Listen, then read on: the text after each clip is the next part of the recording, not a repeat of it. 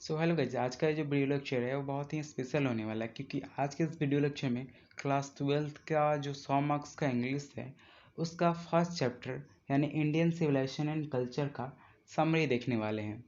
अब इम्पोर्टेंस समझ लेते हैं कि समरी का इम्पोर्टेंस क्या हो सकता है। तो देखिए, आपके एग्ज़ाम में समरी आता है लिखने के लिए कि इस चैप्टर का इतना समरी लिखिए।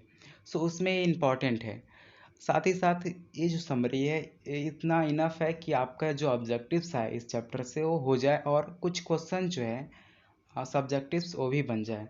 सो स्टार्ट करते हैं इस चैप्टर को। तो देखिए, समरी देखते हैं इसका। तो सबसे पहले तो देखते हैं कि this is an essay by Mahatma Gandhi. ये जो है यह क्या है, यह एक एसे है जो किसके द्वारा लिखा गया है, महात्मा गांधी के द्वारा लिखा गया है। He was born on 2nd October 1869 sorry Porbandar in Gujarat. कहाँ पे जन्म हुआ था इनका? गुजरात में, गुजरात के पोरबंदर में हुआ था। और कब हुआ था? 2 अक्टूबर को 1869 को। He ran many movements against the British। मतलब क्या कि इन्होंने बहुत सारे आंदोलन किए, मूवमेंट्स किए। किसके खिलाफ? ब्रिटिश के खिलाफ। अब ब्रिटिश कहने का मतलब क्या? ब्रिटिश कहने का मतलब कि अंग्रेज लोग। उस टाइम पे अंग्रेज लोग जो हमारे देश पे शासन करते थे उनको ब्रिटिश बोला जाता था।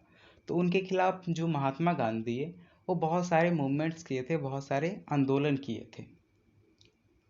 With the help of truth and non violence. किसके हेल्प से? तो ट्रूथ और नॉन वायलेंस के हेल्प से। ट्रूथ का मतलब होता है सत्य और नॉन वायलेंस का मतलब होता है अहिंसा।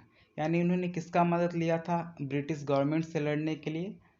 सच्चाई और अहिंसा का। अहिंसा का मतलब कि जो मामला बिना मारपीट के सुलझ जाए उसे अहिंसा बोलते हैं। आगे देखते हैं। My experiment with truth is the autography of Mahatma Gandhi.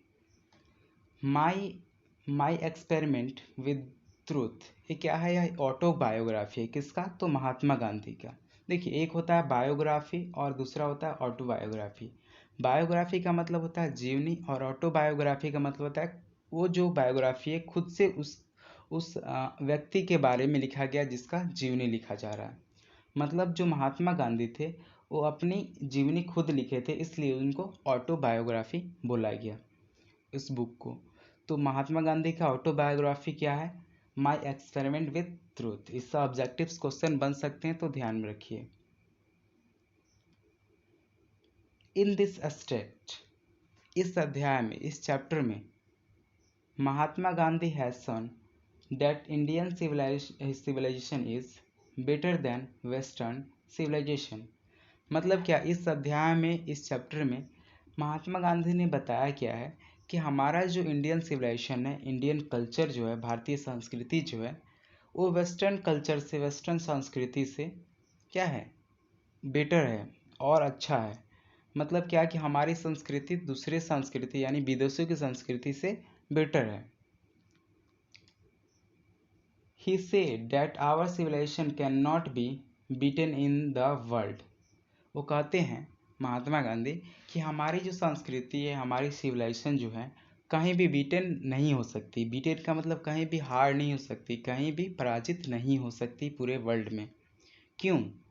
Because we are following the path that our ancestor made for us. क्यों ऐसा नहीं हो सकता? क्यों हम लोग हार नहीं सकते? क्योंकि हमारे पूर्वज ने हमारे लिए जो रास्ता बनाया है, पाथ बनाया है, उसी पे हम लोग चलते हैं। देखिए, हमारे पूर्वज जो हैं वो हमारे लिए कुछ अच्छे सोच भलाई सोच करके ही हमारे लिए आगे का रास्ता तय किए होंगे और उसी पे हम लोग चलते हैं, जिसके कारण हमारे वर्ल्ड में किसी भी सिविलाइजेशन से हमारा सिविलाइजेशन जो है वो नहीं हार सकता है, ऐसा महात्मा गांधी कहते हैं। आगे है, गांधी जी से that mind is restless world. अब इसका मतलब क्या है? गांधी जी से माइंड इज रेस्टलेस वर्ल्ड। मतलब कि गांधी जी कहते हैं कि जो दिमाग है, जो दिमाग है वह एक बेचैन पक्षी की तरह है। अब ऐसा क्यों कहते हैं? क्योंकि more it gets, the more it wants. More it gets, the more it wants.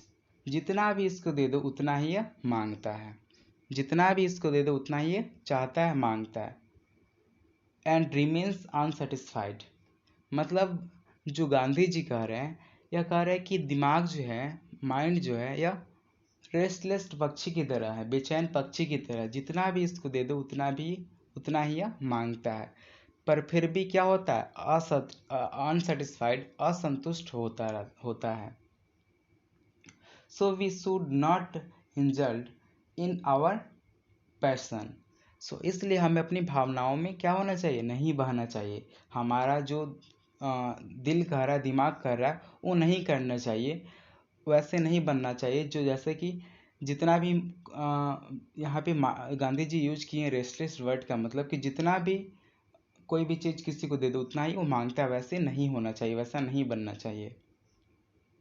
Gandhi ji forbidden अस, गांधी जी हमें मना करते हैं, गांधी जी हमें मना करते हैं, रोकते हैं.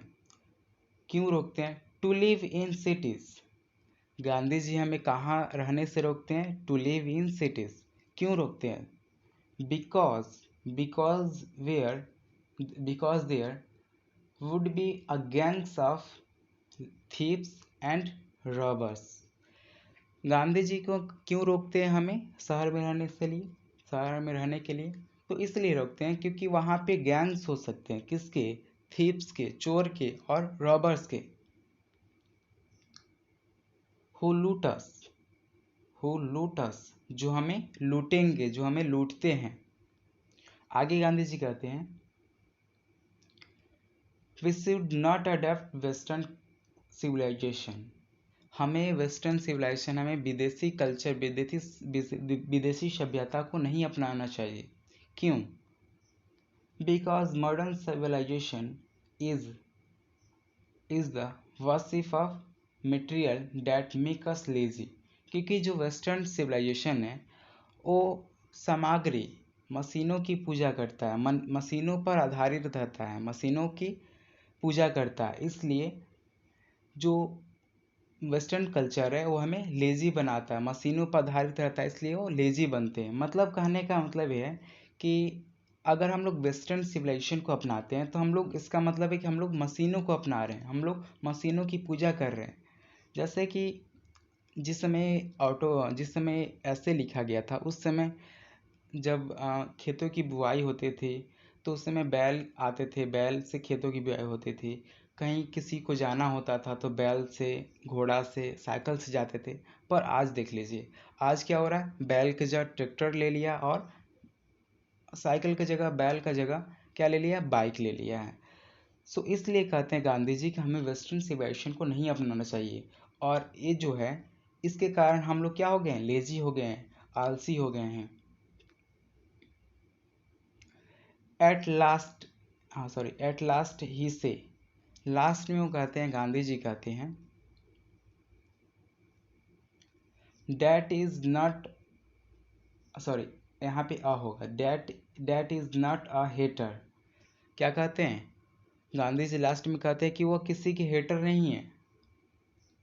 ऑफ द वेस्ट, क्या क्या कहते हैं गांधी जी? कहते हैं गांधी जी वो वेस्ट के हेटर नहीं है, वो वेस्टर्न कल्चर के, वेस्टर्न सिविलाइजेशन के हेटर नहीं है, उनसे घृणा नहीं करते हैं. Because European civilisation is suited for Europeans. ऐसा कहते गांधी जी. क्या कहते हैं गांधी जी? कहते हैं कि हम क्या हैं, हम वेस्टर्न सिविलाइजेशन, वेस्टर्न कल्चर के हेटर नहीं हैं, क्योंकि वेस्टर्न कल्चर जो है, वेस्टर्न सिविलाइजेशन जो है, वेस्टर्न यूरोपियंस के लिए सही है, यूरोपियंस के लिए सूट करता है. इफ़ वी कॉपी इट, अगर हम इसे कॉपी करते हैं, हम लोग अपनाते हैं वेस्टर्न सिविलाइजेशन को, it means run for India.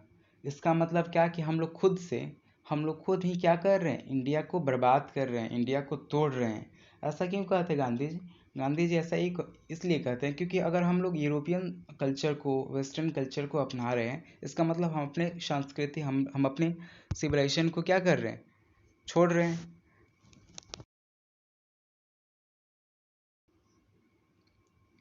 सो इसलिए हम लोग अगर वेस्टर्न कल्चर को अपना रहे हैं तो यूरोपियंस हम लोग अपने ही देश को तोड़ रहे हैं। उम्मीद करते हैं कि ये जो लेक्चर है ये आप लोग को समझ में आई होगी। अगर समझ में आई है तो सब्सक्राइब कर ले, लाइक कर ले और शेयर कर दे। Thank you.